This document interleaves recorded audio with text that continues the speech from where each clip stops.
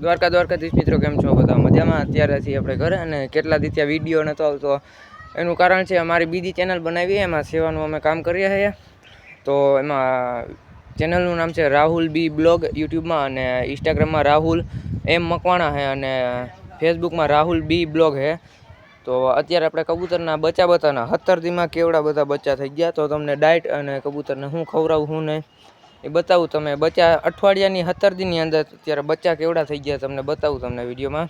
તો બન્યા રહેજો બ્લોગમાં, તો બતાવું તમને. તો બચ્ચા કેવડા બધા થઈ ગયા, અને પાછી માદી ઈંડા ઉપર આવી ગઈ છે. લગભગ ઈંડા પર મૂકી દીધા.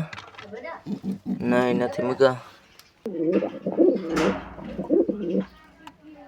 બચ્ચા તમને બારા કાઢીને બતાવું, તમે જોઈ લો. તો આ બચ્ચા અત્યારે 17 દીના છે. તમે કોઈ વિશ્વાસ નહીં કરો, તમે જોઈ લો. બે અત્યારે થોડું ઉઠતા શીખી ગયા છે, અને એક આ બબરા ટાઈપ થયું છે, અને એક આ ઓરિજિનલ હરું થયું છે ને બાપ જેવું. અને બેયના પગમાં કટ મોજી છે. અને આપણે બીજું તો કાંઈ નથી ખવડાવતા આપણે કબૂતરને. અને ઘઉં બાજરો અને ચોખા ખવડાવીએ, અને રોટલી થોડી ખવડાવીએ છીએ.